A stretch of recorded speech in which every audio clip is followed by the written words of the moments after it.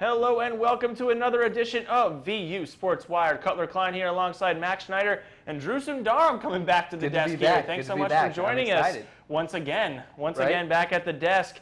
We are going to be talking some Commodore football today, as well as examining the legacy of David Williams, who is stepping out of his role as athletic director. But first, we got to talk about the 2-0 Commodores and see how they got there with their win over Nevada. Roll the highlights. Commodores and the Wolfpack coming all the way from Reno to Music City to take on the Commodores. First possession for Vanderbilt. Kyle Shermer rolling out on 4th and goal. Interesting decision to not go for the field goal, and they don't get the touchdown. Nevada starting out hot on defense, but it wouldn't last long as the pass over the top to Kalijah Lipscomb for the touchdown. Vanderbilt on the board. Ensuing drive here for Nevada and a strip sack for the Commodore front seven.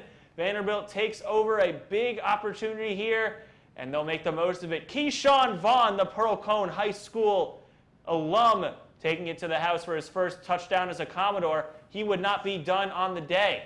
Nevada now is trying to get back into this game, and it's intercepted on that pass. Jawan Williams, his first collegiate pick. And on the ensuing drive, there goes that man. Keyshawn Vaughn taking it to the house for his second touchdown of the game, 27-10 Commodores after the extra point. As the game rolled on, Shermer up top for Kalijah Lipscomb, his second of the day. Commodores 41, Nevada Wolfpack 10. A strong showing from the Commodores, despite the fact that they really were supposed to win this game.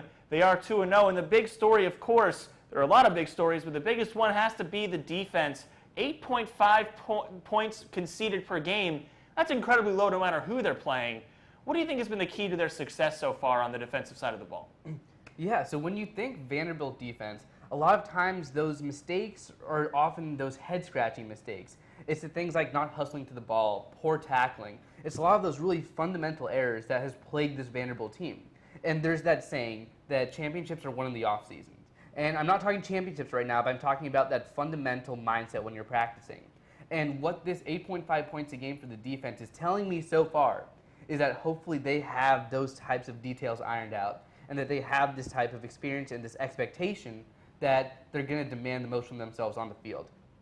And I also want to take a look at the stats from these first couple of games because the numbers themselves are really, really impressive.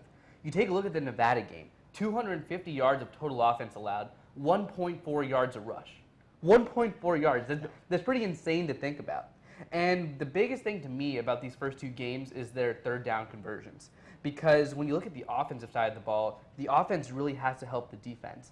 And during the Nevada game, the offense for Nevada was 4-14 on third down. And during the MTSU game, the offense was 8 of 17. So this Vanderbilt defense is really getting off the field. And I think that's huge because time of possession really, really helps.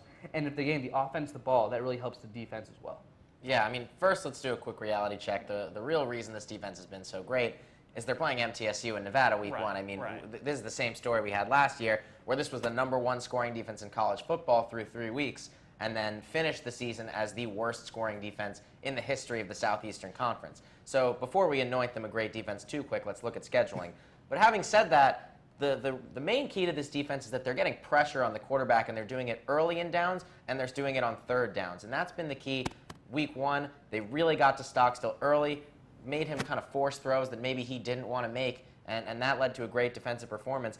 A lot of that is because they struggled a little bit on the back end, and so they wanted to create pressure. But that's the luxury of being able to put pressure on quarterbacks, is that you take that pressure off the back end of your defense, and you force quick mistakes, and you force quarterbacks to make rash decisions. And they did it again this week with Ty Ganji, and he really wasn't ready for the pressure. Now, Vanderbilt had 4 turnovers this week. 3 of those turnovers are directly off of creating pressure on Ganji. There's obviously the strip sack from Abear, and then the 2 picks where he was rushed and he had to make some throws that he might not have made if he had time to make them. So what they're really doing is they're forcing quarterbacks to make mistakes, forcing them in positions that they really don't want to be in, and that's the best thing you can do when you have a new defensive coordinator and you have a little bit of inexperience in the secondary, and we saw that a little bit. Tay Daly let up a touchdown that he really shouldn't have let up. But those kind of guys aren't going to be put in situations where they can't succeed when you have quarterbacks making throws within 2-3 seconds.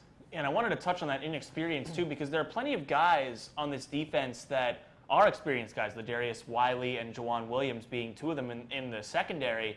There are also a lot of newer guys like Tay Daly who are needing experience, need to get their feet wet a little bit before they kind of run with the big boys of the SEC, and in the case of this weekend, Notre Dame. I feel like these last couple of weeks, and given how successful they've been, have kind of been able to help ease these players into the game, and even while playing against some air raid offenses like Nevada and MTSU. Yeah, so that inexperience actually worries me a little bit, and it's something that's going to be really interesting to complain about, but these games haven't been that close. And we've been getting the ball to our offense, and our offense has really been helping out our defense by giving them leads to play with and by chewing up clock and really helping out with that time of possession. But we haven't seen this defense in a really close game down the stretch. And I think that's something that we really have to understand when we're looking at how well this defense is doing so far. Because playing with a 15, 20, 25-point lead is completely different than playing when it's a really close game and every possession and every play matters. So you're talking about that inexperience. I think that that's what these 3 games are for, to get everybody running before we get into the SEC.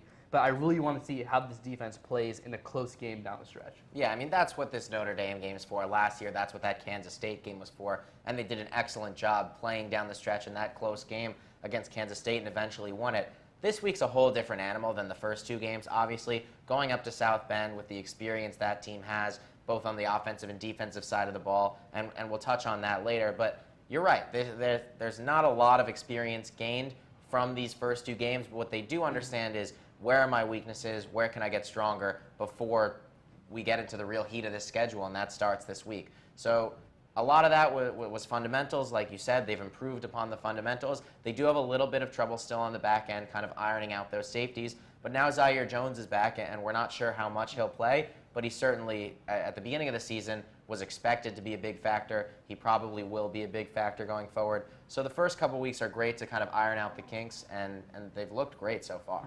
Max, sorry. No, go ahead. Max mentioned South Bend, and that got me thinking about travel. And it's really interesting because, again, inexperienced first 2 games at home, I'm really excited to see what's going to happen when the team actually has to travel for the first time. And South Bend's one of those environments where it's going to be an insane college game day type atmosphere. So that's another factor to throw into the mix with the inexperience of the players. Absolutely. It's going to be an interesting game this weekend. And with that, we'll take a look at the matchup at Notre Dame for the Commodores. 1:30 p.m. on NBC on Saturday. If you're not making the trip up there, definitely tune in. It should be a fun one. A rare game for Vanderbilt to be on NBC, but Notre Dame, number 8 team in the country, they're 2-0. They squeaked out a win over Michigan, which was an upset. Then they go and play Ball State, and they kind of slip up a little bit. So now people are starting to think, does Vanderbilt have a chance in this matchup? I want to get your thoughts to see how much of a chance this team really has to go to South Bend, keep it close, and maybe spring an upset. Yeah, so I'll give them a slight chance, and what I'll say is I'll give them more of a chance than I think most people are giving them. This is not a game that Vanderbilt's expected to win. This is probably not a game that Vanderbilt will win. But I do give them a chance, and I'll tell you why. It's because Brandon Wimbush, the quarterback for Notre Dame, really doesn't scare you through the air. And when you have a quarterback on the opposite side of the field that doesn't scare you in the passing game, you can always be in games. And we saw that the past 2 weeks they were able to kind of neutralize that passing game with Stockstill and Ganji, 2 guys that can also run the football. And so what we saw last week with Ball State against Notre Dame was, showing blitzes early on downs, but also making sure that they set the edge and they don't let Wimbush beat them on the ground, because that's been Vanderbilt's kryptonite the past few years. Dual threat quarterbacks that beat them through the ground. So the key to the game for Vanderbilt is really keeping Wimbush in the pocket, forcing him to make tough throws, because when Ball State did that last week, he threw 3 interceptions, and he had a quarterback rating of 21.4. So that's really the key to this game, I think, keeping Wimbush in the pocket, because Notre Dame, more this year than other years, don't have stars on the offensive side of the ball. They don't have that guy who's going to run for 1,500 yards this season, or that guy who's going to put up 100 catches. This team is a little bit weaker on the offensive side of the ball than usual, so Vanderbilt's going to have to take advantage of that and make this a close game, probably a low-scoring game if they want to stay in it. No, exactly. So I was looking at the line for this game, and Vanderbilt opened up at under 14. I think they're under 15 right now. And I was looking at the spread, and I was thinking to myself, that's really not that bad. And I do agree that a lot of people aren't giving them a ton of credit in this game. I think people see the rank and we automatically think back to the Alabama game last year. And I really, really don't think it's going to be a situation like that. If some things go wrong early in the game, I definitely think that things could pile up on Vanderbilt. But I'm definitely expecting them to compete at least in this game. I don't think they're going to win, but I do want to play that fun game of like what has to go right in order for Vanderbilt to actually win this game. And you're right. A lot of it starts with Notre Dame's quarterback, Brandon Wimbush. And I think that the most important thing that you have to consider is who he is as a quarterback and as a dual threat quarterback. Because what's going to happen is he's not afraid to push the ball down the field. And he's not afraid to make those deep passes and to really attack your corners. But you have to take that and turn that into advantage as well. I mean, take a look at the Ball State game, the fact that he threw 3 picks. And the fact that he's a gunslinger sometimes can really work out in your advantage if you're getting pressure on him and you're forcing these bad throws. A lot of his picks came off of opportunities when he was being pressured. And the scary side about pressure is the fact that he is that good on the ground.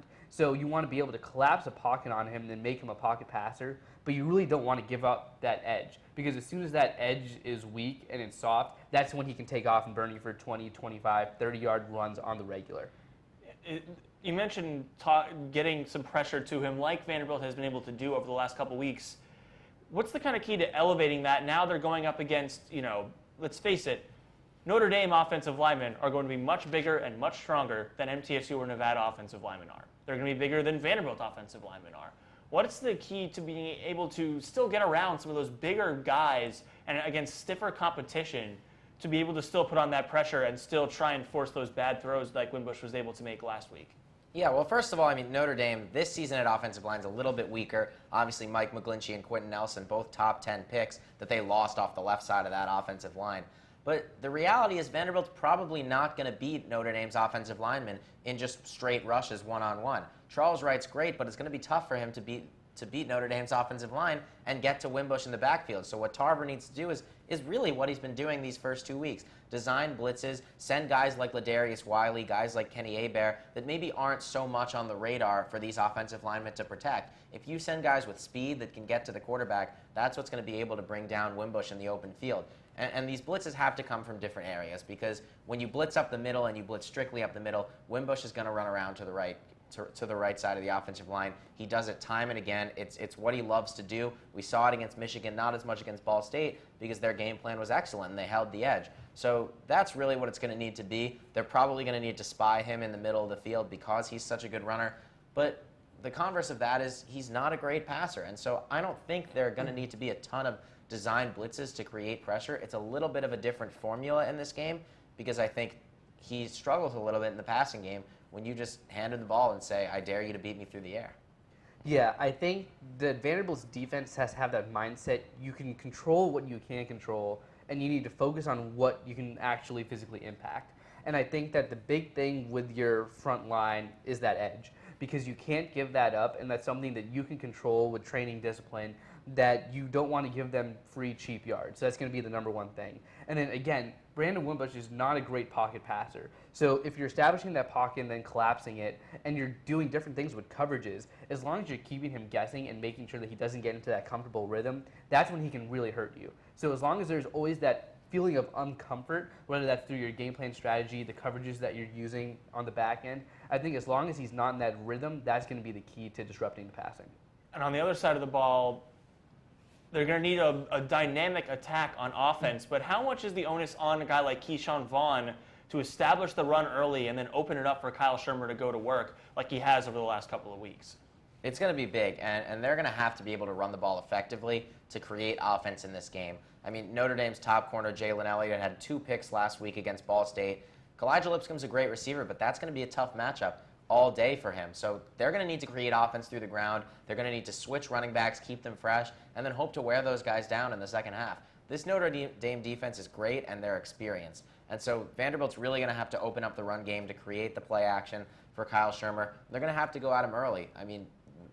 It's kind of inexcusable to have these 2 red zone drives to start a game where you don't score like it happened against Nevada. That can't happen in South Bend. You don't have the luxury of making mistakes earlier and coming back later. They're going to have to start strong, and that's going to have to be through an air raid attack, but also they're going to need Vaughn to play like he did this past weekend. Mm-hmm, definitely. So I was watching some of the game tape from Notre Dame, put my little coach's hat on, and I noticed that their front line and their pass rush specifically is something that they really bank on for creating turnovers. But the flip side of that is that their pass rush can tend to be hyper-aggressive.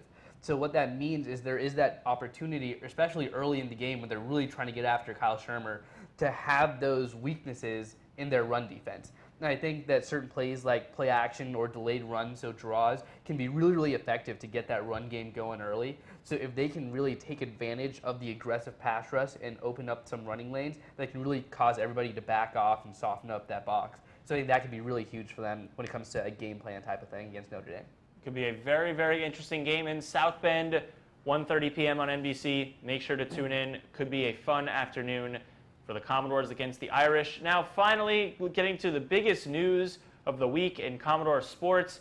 David Williams, athletic director, is stepping back from his role in charge of athletics. He'll still be teaching at the law school, teaching more classes on law, sports, and society. He is going to end a 15-year run in charge of Vanderbilt athletics. One of the greatest to ever, be an administrator at Vanderbilt. But in terms of his stint in athletics, hard to argue with his credentials. Took over in 2003, leaving in 2018/2019. His school has 4 more national titles now, 18 more conference titles, countless players at the professional level. So I have to ask is David Williams the greatest athletic director in Vanderbilt history?